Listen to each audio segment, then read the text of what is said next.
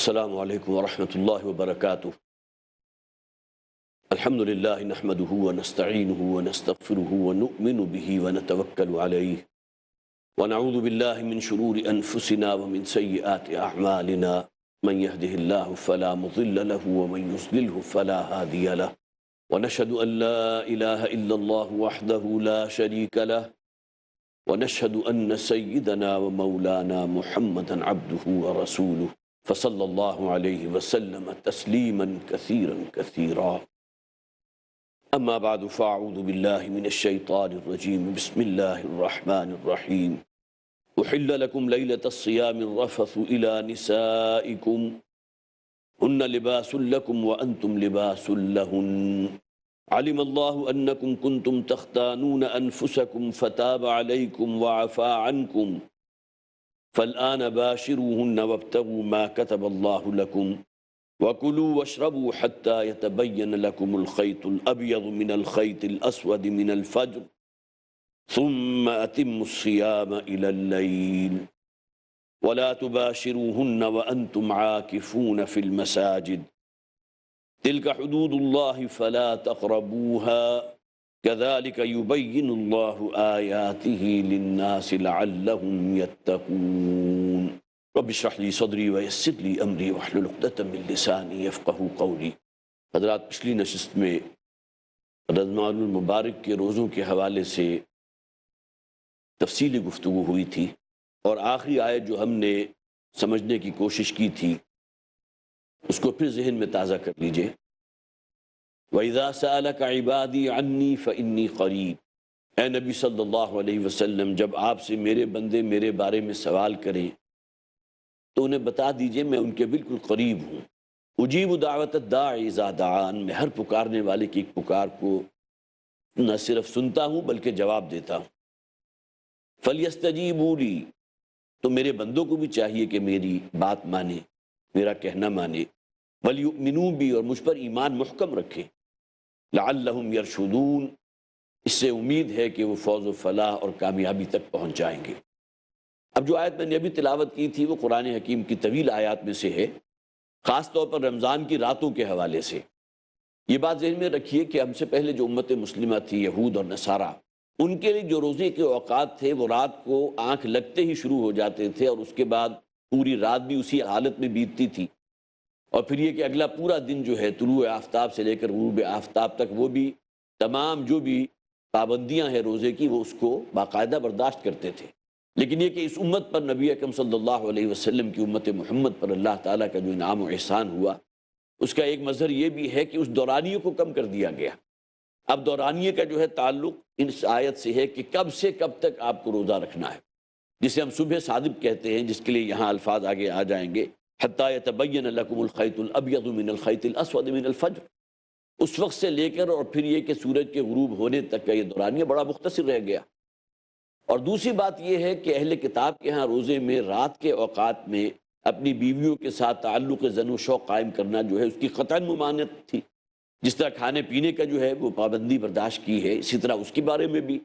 قطعاً احکامات موجود تھے کہ آپ جو ہے وہ کام بھی نہیں کر سکتے، تعلق زن و شوق جو ہے اس کو بھی قائم نہیں کر سکتے۔ جبکہ ہماری امت میں اس بات کو جو ہے بالکل روا کر دیا گیا۔ صحابہ کرام کے دلوں میں یہ ایک بات جو ہے یہ موجود رہی تھی سوال کے حوالے سے، اس لیے کہ رمضان کی راتوں میں بعض ایسے ہوتے تھے کہ جو اپنے ازواج کے ساتھ، اپنی بیویوں کے ساتھ تعلق قائم کرتے تھے، لیکن دل میں ایک پھانس چوبھی رہ جاتی تھی کہ شاید ہم نے صحیح کام نہیں کیا۔ تو اس آیہ مبارکہ میں آ کر اس بات کو بھی بالکل کھول دیا گیا کہ اللہ تعالیٰ نے جس شے کو مباح کر دیا ہے، جو جائز ہے، لہٰذا اس ضمن میں تمہیں اپنی ضمیر کے اس معاملے کو جو ہے بالکل سمجھ لینا چاہیے کہ اللہ تعالیٰ کا حکم یہی ہے۔ احل لکم لیلۃ الصیام الرفث الی نسائکم، تمہارے لیے حلال کر دیا گیا، جائز کر دیا گیا رمضان کی راتوں کو اپنی بیویوں کے ساتھ تعلق قائم کرنا۔ ہن لباس لکم وانتم لباس لہن، وہ تمہارے لیے بمنزلہ لباس ہیں اور تم ان کے لیے بمنزلہ لباس ہو۔ یہ بہت ہی جسے آپ کہیے لطیف بات ہے، جس طرح لباس اور جسم کے درمیان کوئی شے حائل نہیں ہوتی، یہی معاملہ مرد اور عورت جب وہ شوہر اور بیوی کی حیثیت اختیار کر لیتے ہیں تو معلوم ہوتا ہے کہ وہ تمام پابندیاں جن کا تعلق ستر سے تھا، حجاب سے تھا، وہ تمام پابندیاں ختم ہو گئی۔ چند چیزیں ایسی ہیں شریعت کے اندر کہ جس سے منع کیا گیا ہے، لیکن یہ کہ ادروائز اللہ تعالیٰ نے اگر ایک جذبہ انسان کے اندر رکھا ہے سیکس کا جذبہ ہے، شہوت کا جذبہ ہے، تو اس کے لیے جائز رستہ بھی متعین کر دیا، اور اس میں کہیں کوئی قدغن نہیں لگائی، کوئی پابندی نہیں لگائی کہ رمضان کی راتوں میں وہ کام نہیں کر سکتے، بلکہ تعلق زن و شوق قائم کر سکتے ہو۔ تو ہن لباس لکم وانتم لباس لہن، اس میں ایک بہت، جیسے کہ میں نے عرض کیا، لطیف نکتے بہت سے ہیں۔ ایک یہ بھی ہے کہ لباس اصل میں انسان کی زینت ہوتا ہے، اس طرح شوہر جو ہے وہ بیوی کی عزت و افتخار میں اضافہ کرے، بیوی کے لیے زینت کا کام کرے، اور بیوی جو ہے شوہر کی عزت کے اندر اضافہ کرے، تو لباس کے اندر ایک مفاخرت بھی ہے، ایک عزت والی بات بھی ہے۔ تو یہ معاملہ شوہر اور بیوی دونوں کا ایک دوسرے کے لیے ہونا چاہیے۔ علم اللہ انکم کنتم تختانون انفسکم، اللہ تعالیٰ کو خوب معلوم تھا کہ تم اپنی جانوں کے ساتھ خیانت کر رہے تھے۔ یہاں جیسا کہ میں نے عرض کیا تھا کہ چند صحابہ کرام کا یہ معاملہ ہوا کہ انہوں نے اپنی بیویوں کے ساتھ تعلق قائم کیا، لیکن دل میں خلش باقی رہ گئی کہ شاید ہم نے غلط کام کیا ہے، تو اسے یہاں تعبیر کیا گیا کہ تم گویا کہ اپنی جانوں کے ساتھ خیانت کر رہے تھے، تو اس کی بھی نفی کر دی گئی کہ ایسی بات نہیں ہے۔ فتاب علیکم، اللہ تعالیٰ نے تم پر نظر رحمت فرمائی ہے، تمہاری جو جائز ضرورت ہے اس کے لیے اللہ تعالیٰ نے گویا کہ اس کا جو ہے پورا اہتمام کیا ہے۔ وعفا عنکم، اور پھر یہ کہ اس میں اگر کوئی معاملہ تمہاری طرف سے کوئی غلطی کا، کوئی گناہ کا ہو گیا تھا تو اللہ تعالیٰ نے معاف فرمایا۔ فالآن باشروہن، تو اب یہاں گویا کہ اجازت دے دی گئی کہ اب اس آیت کے نازل ہونے کے بعد اب تمہیں کھلی اجازت ہے، تعلق و زن و شو جو ہے وہ قائم کر سکتے ہو۔ وابتغوا ما کتب اللہ لکم، اور تلاش کرو اس شے کو جو اللہ نے تمہارے لیے لکھ دی۔ ظاہر ہے شوہر اور بیوی کا تعلق جو قائم ہوتا ہے کس لیے؟ توالد و تناسل کے لیے، تاکہ اس کی نسل آگے بڑھ سکے، اسے اولاد مل سکے، اس کی نسل جو ہے آگے قائم رہ سکے۔ تو فرمایا گیا اور تلاش کرو وہ شے جو اللہ تعالیٰ نے تمہارے لیے لکھ دی ہے۔ وَكُلُوا وَاشْرَبُوا حَتَّى يَتَبَيَّنَ لَكُمُ الْخَيْطُ الْأَبْيَضُ مِنَ الْخَيْطِ الْأَسْوَدِ مِنَ الْفَجْرِ، اور کھاؤ پیے، یہ سحری کے اوقات کا ذکر کیا جا رہا ہے کہ کب تک تم کھا پی سکتے ہو۔ حَتَّى يَتَبَيَّنَ لَكُمُ الْخَيْطُ الْأَبْيَضُ، یہاں تک کہ سفید رنگ کی دھاری ممیز نہ ہو جائے، من الخیط الاسود من الفجر، فجر سے متصلاً قبل کی جو سیاہ رنگ کی دھاری ہے اس سے۔ اب معلوم ہوا کہ جسے ہم کہتے ہیں بالکل صبح صادق کے اوقات، جو ہمارے ہاں عام طور پر اذانوں کا ٹائم ہوتا ہے، جبکہ گویا کہ اب بھی مشرق سے جہاں سے سورج کو طلوع ہونا ہے وہاں ابھی پو کی جو ہے ایک سفید دھاری نمودار ہو رہی، تو وہاں سے اس سحری کے اوقات کا آغاز ہو جائے گا۔ جیسے ہی عام طور پر ترجمہ یہ بھی کیا گیا ہے کہ سفید رنگ کا دھاگا جو ہے سیاہ رنگ کے دھاگے سے ممیز ہو جائے، لیکن یہ کہ تعبیر یہ کی گئی گویا کہ وہ سفید رنگ کی دھاری اب نمودار ہو رہی ہے، اس موقع پر آ کر جو ہے کھانا پینا ختم کر دیا جائے۔ اب اس بات کو بھی نوٹ کیجئے، چونکہ یہودیوں کے ہاں سحری کا کوئی تصور نہیں تھا، رات کو آخری کھانا جو ڈنر انہوں نے کیا ہے اور جیسے ہی سو گئے تو ان کے روزے کے اوقات دورانیہ شروع ہو گیا۔ لہذا مسلمانوں کے اندر بھی یہ بات جو ہے کسی درجے میں موجود رہی کہ سحری نہ بھی کی جائے تو کیا حرج ہے، رات کو چلیے ٹھیک ہے تھوڑا لیٹ سو جائیں، کھا پی کے سو جائے، لیکن یہ کہ حضور صلی اللہ علیہ وسلم نے خاص طور پہ ہدایات فرمائی ہیں، تسحروا فإن فی السحور برکۃ،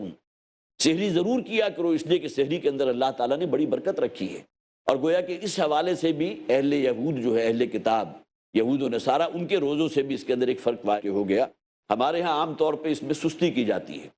لوگ اگر دیر تک جاگتے رہے ہیں اور سونے سے پہلے ہی انہوں نے یہ طے کر لیا کہ بس ابھی کھا پی لیں اور اس کے بعد سو جائیں گے، تو وہ اس اعتبار سے گویا کہ نبی اکرم صلی اللہ علیہ وسلم کی جو حدیث ہے اس کے خلاف کر رہے ہیں۔ جب حضور نے فرمایا کہ سحری ضرور کیا کرو، وہ اپنی سہولت دیکھ رہے ہیں کہ صبح اٹھنا پڑے گا، رات کو نیند جو ہے وہ لیٹ سوئے تھے، بہت گہری نیند ہو چکی ہے، اب کون اٹھ کر اس وقت سحری کرے، زیادہ سے زیادہ گلاس جو ہے پانی کا یا دودھ کا اپنے قریب رکھ لیا، اگر آنکھ کھل گئی تو وہ پانی کا گلاس یا دودھ کا گلاس پی لیا، یہ مناسب نہیں ہے، بلکہ پورے اہتمام کے ساتھ سحری کرنے کا اجر اور ثواب جو ہے وہ بھی حاصل کرنا چاہیے۔ وَكُلُوا وَاشْرَبُوا حَتَّى يَتَبَيَّنَ لَكُمُ الْخَيْطُ الْأَبْيَضُ مِنَ الْخَيْطِ الْأَسْوَدِ مِنَ الْفَجْرِ ثُمَّ أَتِمُّوا الصِّيَامَ إِلَى اللَّيْلِ، اور اس کے بعد روزے کی اس دورانیے کو مکمل کرو رات تک۔ اب یہاں آپ حضرات کو معلوم ہے اِلَى اللَّيْلِ سے مراد اصل میں غروب آفتاب تک، یہاں بھی ہمارے ہاں جو ہے جسے ہم ایکسٹریم کہتے ہیں وہ پائی جاتی ہے۔ سحری کے معاملے میں لوگ بڑے حساس ہوتے ہیں، ابھی وقت جو ہے جاری ہے، ابھی کچھ گنجائش موجود ہے، لیکن یہ کہ احتیاط کرتے کرتے جو ہے اس سے 5-7 منٹ پہلے ہی کھانا ختم کر دیا۔ اور یہی معاملہ جو ہے روزے کے بارے میں بالکل اس کا کنورس ہو جاتا ہے کہ روزہ جو ہے وہ غروب آفتاب ہو گیا ہے، لیکن اس کے باوجود انتظار کر رہے ہیں کہ شاید ابھی نہ ہوا ہو، تھوڑا اور انتظار کر لو۔ ان دونوں کے حوالے سے نبی اکرم صلی اللہ علیہ وسلم کی ہدایات ہیں کہ سحری میں انسان کو تاخیر کرنی چاہیے بالکل اینڈ تک، جو اللہ تعالیٰ نے سہولت دی ہے اس سہولت کو اگر ہم اویل نہیں کریں گے تو گویا کہ اللہ تعالیٰ کے کفران نعمت کریں گے۔ یہی معاملہ حضور نے فرمایا کہ میری امت اس وقت تک خیر پر رہے گی جب تک کہ وہ روزہ افطار کرتے ہوئے تعجیل سے کام لے، ورنہ یہ کہ انتظار کرتے رہنا، گو مگو کی حالت میں رہنا، جو وقت متعین ہے جیسے ہی وہ وقت ہو گیا اور آپ کو یقین ہے کہ آپ کی گھڑی جو ہے وہ بالکل صحیح ہے، تو انسان کو اس میں تأمل نہیں کرنا چاہیے اور منتظر نہیں رہنا چاہیے کہ جب تک ٹی وی کی اذان نہیں ہوگی، جب تک اس کی کانوں میں خود کسی اذان کی آواز نہیں آئے گی۔ آخر مسجد سے اگر کوئی شخص اذان دے رہا ہے تو اسے بھی تو کچھ ٹائم لگے گا نا، وہ روزہ افطار کرنے کے بعد اذان دے گا، لہٰذا اس میں جو ہے وقت کا تعین ہونا چاہیے۔ تو فرمایا گیا ثم اتموا الصیام الی اللیل، اور پھر اس روزے کے دورانیے کو مغرب تک، غروب آفتاب تک مکمل کرو۔ ابھی یہ آیت مبارکہ جیسا کہ میں نے عرض کیا تھا طویل آیات میں سے جاری ہے، اس پر انشاءاللہ ابھی گفتگو ہوگی۔ ملتے ہیں ایک چھوٹے سے وقفے کے بعد۔ السلام علیکم ورحمۃ اللہ وبرکاتہ۔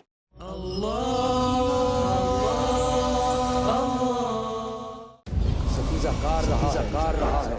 ازل سے تا امروز، چراغ مصطفی سے شرار بولہ سے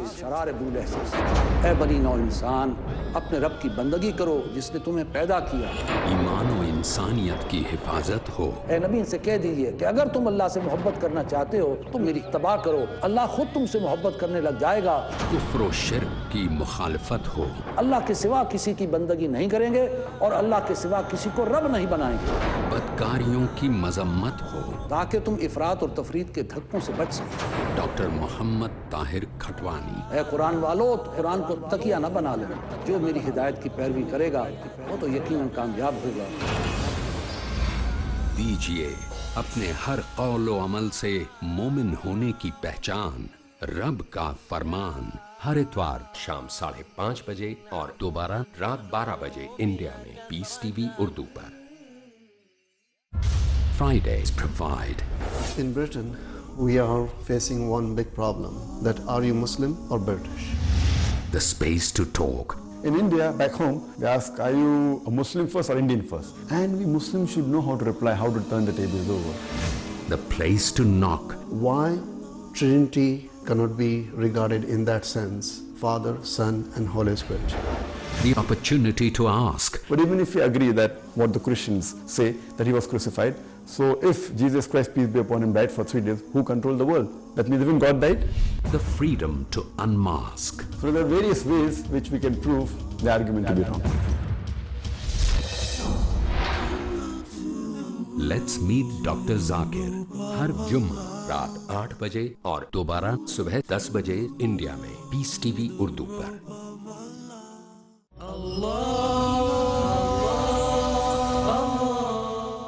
السلام علیکم ورحمۃ اللہ وبرکاتہ۔ تو رمضان کی راتوں میں جو اللہ تعالیٰ نے امت محمد صلی اللہ علیہ وسلم پر جو انعام و احسان فرمائے، جو سہولتیں دی ہیں، ان کا ذکر ہم پڑھ رہے تھے۔ آگے فرمایا وَلَا تُبَاشِرُوهُنَّ وَأَنْتُمْ عَاكِفُونَ فِي الْمَسَاجِدِ، اور اپنی بیویوں کے ساتھ مباشرت نہ کیا کرو، گویا کہ وہی تعلق زن و شوہر اور بیوی کے درمیان ہوتا ہے، اس کو قائم نہ کیا کرو جب تم مسجدوں میں اعتکاف کی حالت میں ہو۔ ظاہر مسجد کے اندر تو وہ کام نہیں ہو سکتا جو شوہر اور بیوی کا کام ہے، تو اس سے منع کر دیا گیا۔ اب خواہ وہ رات کے اوقات ہی کیوں نہ ہوں، لیکن اگر تم اعتکاف کی حالت میں ہو تو اس کی اجازت نہیں ہے کہ اپنے بیویوں کے ساتھ تعلق قائم کر سکو۔ تلک حدود اللہ فلا تقربوها، آگے دیکھیے بہت سخت الفاظ ہیں، یہ اللہ تعالیٰ کی قائم کی ہوئی حدود ہیں، یہ شریعت ہے، یہ اللہ کا حکم ہے۔ ایک دوسرے کی بات تو انسان ٹال سکتا ہے، لیکن اللہ تعالیٰ کا حکم، اللہ تعالیٰ نے جن چیزوں کو حدود اللہ قرار دے دیا، لہذا آگے فرمایا فلا تقربوها، جو حدود اللہ ہے اس کے تو قریب تک نہ جاؤ، اس لیے کہ امکان موجود ہے کہ اگر تم حدود کے قریب چلے گئے تو غلط فہمی میں یا کہیں انسان سے خطا ہو جاتی ہے، ان حدود کو کراس کر جائے، پھلانگ جائے، لہذا فلا تقربوها، یہ اللہ کے حدود ہیں، اس کے قریب نہ پھٹکو۔ کذالک یبین اللہ آیاتہ للناس لعلہم یتقون، اسی طرح اللہ تعالیٰ لوگوں کے لیے نشانیاں بیان کرتا ہے تاکہ وہ تقوی اختیار کر سکے، متقین کی روش پر رہ سکے، اللہ کی ناراضگی سے، اللہ کے عذاب سے بچ سکے۔ وَلَا تَأْكُلُوا أَمْوَالَكُمْ بَيْنَكُمْ بِالْبَاطِلِ، یہ آیہ مبارکہ جو ہے یہ بھی حصہ ہے اسی 23ویں رکوع کا، اور عام طور پر محسوس ہوتا ہے کہ رمضان کی حکمت اور اس کے احکامات کی تفصیلی بیان کے بعد اچانک یہ جو بات آ گئی کہ ایک دوسرے کا مال جو ہے ناجائز طریقے سے ہڑپ نہ کیا کرو، ایک دوسرے کی جائیداد پر قبضہ نہ کیا کرو، اصولی طور پر ایک ہی بات ہے، خواہ وہ مال ہو یا جائیداد ہو، لیکن یہ کہ اگر انسان بدنیتی کے ساتھ کسی کی جائیداد غصب کر لیتا ہے، کسی کے مال پر قبضہ کر لیتا ہے، تو یہ آیت اس کے ساتھ کیا تعلق ہے؟ لیکن بہت گہرا تعلق ہے، اس لیے کہ تقوی کی اصل بنیاد کیا ہے؟ اکل حلال۔ جیسا کہ وہ حدیث میں نے آپ کو سنائی تھی کہ ایک شخص بہت دور کا سفر کر کے پہنچا ہے بیت اللہ، اس کے کپڑے جو ہیں، احرام کی چادر جو ہے غبار آلود ہو چکی ہے، اس کا جسم جو ہے تھکن سے چور چور ہے، غبار آلود ہو چکا اس کا پورا جسم بھی، بال جو ہیں اس کے آلودہ ہو چکے ہیں،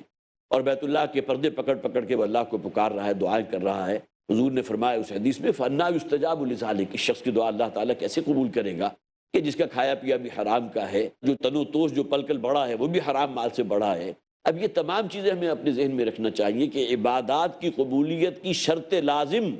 بنیاد عقل حلال ہے، جس قدر اس کے اوپر جو ہے وہ زور دیا گیا۔ لہذا دیکھیے روزے کے احکامات کے ساتھ جس کا اصل حاصل کیا تھا؟ تقوی۔ اب تقوی کی بنیاد کیا ہے؟ کوئی شخص بظاہر لوگوں کی نگاہوں میں متقی ہو سکتا ہے، لیکن یہ کہ اللہ تعالیٰ کی نگاہ میں اس وقت تک متقی نہیں ہوگا جب تک کہ اس کا رزق جو ہے وہ حلال ہی پر مبنی ہو، وہ قناعت کرے رزق حلال پر۔ وَلَا تَأْكُلُوا أَمْوَالَكُمْ بَيْنَكُمْ بِالْبَاطِلِ، اور دیکھو اے مسلمانوں ایک دوسرے کے مال جو ہے اپنے درمیان باطل طریقے سے نہ کھایا کرو۔ اب جس کے اندر جو ہے راشی رشوت لینے والا ہے، رشوت دینے والا ہے، یا اپنا کام چلانے کے لیے جو ہے بڑے بڑے تحائف اور ہدایت دیے جاتے ہیں، میرٹ کو بائی پاس کیا جاتا ہے، یہ تمام چیزیں وہ ہیں کہ جو ہمارے ہاں عام طور پر معاشرے کے اندر مسلم ہے، سب کچھ ہو رہا ہے۔ اس سے منع کر دیا گیا کہ مال کو ذریعہ بنانا وَتُدْلُوا بِهَا إِلَى الْحُكَّامِ، اور اس کے ذریعے جو ہے حکام تک رسائی حاصل کرنا اور اپنا کام نکلوا جانا روپیہ پیسہ دے کر، کو رشوت دے کر۔ اب یہ وہ شے ہے کہ جس نے گویا کہ جس شخص نے رشوت لی اس کا تو یقیناً جسے آپ کہیے کہ اس کا تو ستیہ ناس ہے اس اعتبار سے کہ حضور نے فرمایا الراشی والمرتشی فی النار، رشوت دینے والا بھی رشوت لینے والا بھی، وہ دونوں جو ہے جہنم کی آگ میں جھونک دیے جائیں گے۔ رشوت لینے والے کے بارے میں تو عام طور پر یہ خیال کیا جاتا ہے کہ اس نے تو اپنے مال کے اندر حرام اور ناجائز شے شامل کر لی، اس کا رزق حرام کا ہے، لیکن رشوت دینے والے نے بھی تو آخر کوئی شے کی ہے نا، اس کے بارے میں حضور نے کیوں فرمایا؟ اس لیے کہ اس نے رشوت دے کر اپنا ایک ناجائز کام کرایا ہے۔ لہذا دونوں کے لیے نبی اکرم صلی اللہ علیہ وسلم نے فرمایا کہ دونوں ہی جہنم کے آگ میں جھونکے جائیں گے، اور آگے فرمایا وَتُدْلُوا بِهَا إِلَى الْحُكَّامِ، اور اس کو جو ہے وہ حکام تک رسائی کا ذریعہ نہ بنایا کرو، لِتَأْكُلُوا فَرِيقًا مِّنْ أَمْوَالِ النَّاسِ بِالْإِثْمِ، کہ کھائے تم میں سے ایک فریق لوگوں کے مال ناجائز طور پر گناہ کے ساتھ، وَأَنْتُمْ تَعْلَمُونَ، جبکہ تمہیں خوب معلوم ہے کہ جو کام تم کر رہے وہ غلط ہے۔ اس میں دیکھیے ایک معاملہ ہے کہ جس کے بارے میں کچھ سنجیدگی سے سوچا جا سکتا ہے۔ کسی شخص کا کوئی جائز کام ہے، لیکن یہ کہ رستے میں جو بھی اہلکار بیٹھا ہوا ہے، کوئی سرکاری کارندہ ہے، وہ اس کا جائز کام بھی نہیں ہونے دے رہا۔ اب اس نے پوری کوشش کر لی، اس کے کام کو ٹالا جا رہا ہے، فائل کو ایک میز سے دوسرے میز تک پہنچانے کے لیے، سے عام طور پر کہتے ہیں نا کہ پہیے چاہیے، اس فائل کو آگے پہنچانے کے لیے بھی کوئی روپیہ پیسہ ہوگا تو اگلی میز پر جائے گی، اس سے آگے جانے کے لیے بھی پیسے چاہیے۔ اب اس قسم کی چیز کہ جس میں کسی شخص کا حق نہ مارا جا رہا ہو، میرٹ کو بائی پاس نہ کیا جا رہا ہو،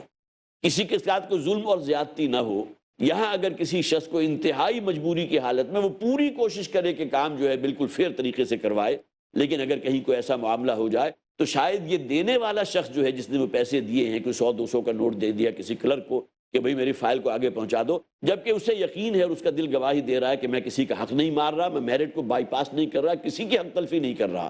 تو شاید ممکن ہے کہ ایسا شخص اللہ تعالیٰ کے ہاں جا کر کوئی معذرت پیش کر سکے، اللہ کے ہاں معذور سمجھا جائے۔ لیکن یہ کہ جسے معلوم ہو کہ میں غلط کام کر رہا ہوں، اس کے لیے تو یقیناً نبی اکرم صلی اللہ علیہ وسلم نے فرمایا کہ رشوت لینے والا بھی اور رشوت دینے والا بھی دونوں ہی جہنم کے آگ میں جھونکے جائیں گے۔ یسألونک عن الأہلہ، اب دیکھیے آگے بالکل نئی بحث شروع ہو رہی ہے، جیسے کہ میں نے عرض کیا تھا، عبادات، معاملات، انفاق مال اور جہاد و قتال فی سبیل اللہ، یہ 4 لڑیاں ہیں جو سورہ بقرہ کے نصف آخر میں آپ کو پے در پے ملیں گی، ایک کے بعد ایک رنگ آپ کو نظر آ رہا ہے۔ اب یہاں دیکھیے اگلی بحث شروع ہوگی جس کا تعلق حج کے ساتھ ہے۔ یسألونک عن الأہلہ، اے نبی صلی اللہ علیہ وسلم یہ آپ سے سوال کرتے ہیں چاند کی گھٹتی اور بڑھتی ہوئی صورتوں کے بارے میں۔ چاند کبھی بالکل چھوٹا ہے، پہلی اور دوسری کا چاند آپ نے دیکھا ہوگا، پھر جب چاند جو ہے بالکل نصف تک پہنچ جاتا ہے تو ہم اندازہ لگا لیتے ہیں کہ 1 ہفتہ گزر گیا، 7 دن ہو گئے، پھر جب چاند پورا بدر کی شکل اختیار کر لیتا ہے، بالکل چاند کی ٹکیا جسے کہتے ہیں پوری مکمل ہو جاتی ہے، تو ہمیں معلوم ہوتا ہے 2 ہفتے گزر گئے، 14ویں اور 15ویں کا چاند ہے۔ اس کے بعد پھر ریورسل کا پروسیس شروع ہوتا ہے، اور تاکہ پھر وہ ایک باریک اور سوکھی ہوئی حتی عاد کالعرجون القدیم سورہ یاسین میں فرمایا گیا، اور بالآخر چاند جو ہے بالکل ایک پتلی سی شاخ اور ٹہنی کی شکل اختیار کر لیتا ہے۔ اب یہ جو چاند کی گھٹتی اور بڑھتی ہوئی صورتیں ہیں اس کے بارے میں یہ سوال کرتے ہیں، مراد یہ ہے کہ حج آگے اس کو کھول بھی دی، قل ہی مواقیت للناس والحج، اے نبی ان سے کہہ دیجئے یہ چاند کا جو اللہ تعالیٰ نے ایک آسمانی کیلنڈر لٹکا دیا، اگر یہ چاند نہ ہوتا تو ہم کیسے تعین کرتے؟ یہ الگ بات ہے کہ ہمارے عام طور پر جو ہے وہ شمسی تقویم چل رہی ہے کہ جس کا تعلق سن عیسوی سے ہے، لیکن ہمارے ہاں جتنے بھی تہوار ہیں، اب عید الفطر کب ہوگی؟ یکم شوال کو ہوگی. عید الاضحیٰ کب ہوگی؟ 10 ذی الحج کو ہوگی. اسی طرح اور جو ڈیٹس ہیں مختلف، اس کے ساتھ جو ہے مختلف ہمارے ہاں سیلیبریشنز ہیں. اگرچہ میں یہ کہہ سکتا ہوں اس حوالے سے کہ عیدیں تو صرف 2 ہی ہیں، اس کے علاوہ عید کے نام سے کچھ اور چیزیں جو شامل کر لی گئیں، مثلا عید میلاد النبی، اس کا کوئی سراغ نبی اکرم صلی اللہ علیہ وسلم کے دور سے، دور صحابہ سے، تابعین کے دور سے کہیں نہیں ملتا. یہ تمام چیزیں وہ ہیں جو بعد میں اضافہ کر لیا گیا. لیکن یہ کہ یہاں جو سوال کیا گیا وہ حج کے بارے میں ہے، لہذا فرما دیا گیا قل، اے نبی ان سے کہہ دیجئے، ہی مواقیت للناس والحج، یہ اصل میں چاند کا گھٹنا اور بڑھنا تمہیں بتاتا ہے کہ کون سا مہینہ شروع ہوا ہے اور مہینے کی کون سی تاریخ آ رہی. جیسے ہی چاند طلوع ہوگا، معلوم ہوا کہ مغرب کے وقت آپ نے دیکھ لیا کہ چاند شروع ہو گیا، اب یکم تاریخ شروع ہو گئی. اب یکم ذی الحج ہے فرض کیجئے، تو اس کے بعد آپ گنتی شروع کر دیں گے، اور 9 ذی الحج جو ہے وہ یوم العرفہ ہے، جسے نبی اکرم صلی اللہ علیہ وسلم نے یوم الحج بھی قرار دیا. قل ہی مواقیت للناس والحج، اے نبی ان سے کہہ دیجئے کہ یہ تو اصل میں وقت کے تعین اور وقت کی شناخت کے لیے ہیں، لوگوں کے لیے، اور خاص طور پر حج کا معاملہ. وَلَيْسَ الْبِرُّ بِأَن تَأْتُوا الْبُيُوتَ مِن ظُهُورِهَا وَلَكِنَّ الْبِرَّ مَنِ اتَّقَىٰ. یہاں بھی ان لوگوں کے ہاں ایک غلط رسم جو موجود تھی. دیکھیے، میں نے پہلے بھی عرض کیا تھا کہ مشرکین مکہ اپنے آپ کو دین ابراہیمی پر سمجھتے تھے، اور حج کی عبادت ان کے ہاں بھی موجود تھی، طواف بیت اللہ وہ بھی کیا کرتے تھے. اگرچہ یہ انتہائی ایک جسے آپ کہیے گھناونی شکل ان کے ہاں موجود تھی کہ کوئی شخص کا وہ مرد ہو یا عورت اگر اپنے تمام کپڑے اتار کر برہنہ ہو کر طواف کرتا تھا تو وہ سمجھتے تھے کہ بہت اونچے درجے کی نیکی کا کام کر رہا ہے، جبکہ عریانی اور ستر اور حجاب جو ہے اس کی پابندیاں اور کسی شخص کا عریاں ہو جانا انتہائی ناپسندیدہ ہے، اور وہ شخص انتہائی گناہ گار ہے. لیکن دین ایک مس شدہ کیفیت میں اس وقت بھی موجود تھا. اب وہ تمام جتنی بھی چیزیں ہیں ان کے ہاں تھی، لہٰذا ان کے ہاں ایک شے یہ بھی موجود تھی کہ اگر کسی شخص نے احرام باندھ لیا، احرام باندھنے کے بعد اب وہ عمرے کے لیے یا حج کے لیے اپنے گھر سے نکل گیا اور کسی ضرورت کے تحت اسے اپنے گھر میں واپس داخل ہونا ہوتا تھا، تو اس کے جو دروازہ ہے اس سے داخل نہیں ہوتا تھا، بلکہ پیچھے سے یا تو نقب لگا کر یا دیوار پھاند کر داخل ہوا کرتا تھا. اس سے منع کر دیا گیا کہ اس کا قطعاً کوئی تعلق تقویٰ کی کسی گریڈ کے ساتھ نہیں ہے، کسی ڈائمنشن کے ساتھ نہیں ہے. لیس البر بان تاتوا البیوت من ظہورها، یہ نیکی ہرگز نہیں ہے کہ تم اپنے گھروں میں اس کے عقب سے داخل ہو، اس کے پشت سے داخل ہو، دیوار پھاند کر داخل ہو. واتوا البیوت من ابوابها، بلکہ گھروں میں داخل ہو تو اس کے دروازے سے داخل ہو. تو اب یہ جو غلط ایک رسم اس وقت پڑ چکی تھی، رواج پا چکی تھی، اور جس پر عمل اس طرح ہوتا تھا گویا کہ اس کو بڑی مضبوطی سے پکڑ لیا، اس کی یہاں نفی کر دی گئی کہ تمہیں چاہیے کہ اگر کسی کام سے تمہیں اپنے گھروں میں واپس داخل ہونا ہی ہے تو اس میں فرنٹ سے داخل ہو، جو تمہارا دروازہ ہے اس میں کوئی حرج کی بات نہیں ہے. واتقوا اللہ، اصل شے کیا ہے؟ اللہ کا تقوی اختیار کرو، تمہارے اندر خدا خوفی ہونی چاہیے. حج کے جو مناسک ہیں اس کی بنیاد بھی تقوی پر ہے. اب اگر کوئی شخص منا کے میدان میں جہاں جا کر اس کو 2 یا 3 راتیں گزارنی ہے، اگر وہاں جا کر جو ہے دنیا داری کی باتیں کر رہا ہے اور شعر و شاعری ہو رہی ہے اور کوئی لطیفے سنائے جا رہے ہیں یا اپنے آباء و اجداد جو ہیں ان کی مفاخرت ہو رہی ہے، ان کے جو ہے بڑے قصے کہانیاں بیان کی جا رہی ہیں، تو یہ تمام تقوی کے منافی ہیں. لہٰذا اصل روح رواں جو اندر موجود رہنی چاہیے وہ ہے اللہ کا تقوی. واتقوا اللہ، اور اللہ کا تقوی اختیار کرو. لعلکم تفلحون، اس تقوی کی راہ پر چلو گے تو ہی اللہ تعالیٰ سے امید رکھو کہ تم کامیابی تک پہنچ سکو گے، کامیابی سے ہمکنار ہو سکو گے. وَقَاتِلُوا فِي سَبِيلِ اللَّهِ الَّذِينَ يُقَاتِلُونَكُمْ. اب دیکھیے پھر وہ قتال فی سبیل اللہ. میں نے عرض کیا تھا کہ جہاد و قتال فی سبیل اللہ ان 4 لڑیوں میں سے ایک لڑی ہے. اب یہاں پھر کہا گیا اور اللہ کے رستے میں جہاد کرو، قتال کرو ان لوگوں سے الذین یقاتلونکم، جنہوں نے تمہارے ساتھ قتال کیا ہے. ولا تعتدوا، اور دیکھو اس معاملے میں زیادتی نہ کرو. دیکھیے زیادتی کیا ہوگی؟ جب تک نبی اکرم صلی اللہ علیہ وسلم مکہ میں موجود رہے ہیں آپ نے حکم دیا تھا کہ اپنے ہاتھوں کو بندھے رکھو. اب اگر کوئی شخص حضور کے حکم کی خلاف ورزی کرتا اور ایک دوسرا کوئی شخص جو مشرک ہے، جو اس کی جان کے درپے ہے، اسے شدید ترین تعذیب پہنچا رہا ہے اور اس کی جان لینے کے لیے یہ بھی آمادہ ہو جائے، تو گویا کہ یہ ذاتی کی بات ہے. نبی اکرم صلی اللہ علیہ وسلم نے جو منع کیا تو اس پر قائم رہو، اس پر کاربند رہو. اور اس کے علاوہ آگے ذکر آ بھی جائے گا کہ یہ جو اشہر حرم ہیں کہ جن کے اندر جنگ کرنا یا تمام چیزوں کی ممانعت ہے، تو یہاں گویا کہ اس طرف بھی اشارہ ہے کہ ولا تعتدوا، اس معاملے میں تمہیں احتیاط کرنی چاہیے. اشہر حرم جو ہے اس کی حرمت کو پامال نہیں کرنا چاہیے. ان اللہ لا يحب المعتدین، یقینا اللہ تعالی حد سے گزرنے والوں کو، حد سے تجاوز کرنے والوں کو پسند نہیں فرماتا. اللہ تعالی ہمیں توفیق عطا فرمائے کہ جو اصل روح تقوی ہے وہ ہم اپنے اندر پیدا کر سکیں. بارک اللہ لی ولکم فی القرآن العظیم ونفعنی وإیاکم بالآیات والذکر الحکیم. اللہ اللہ اللہ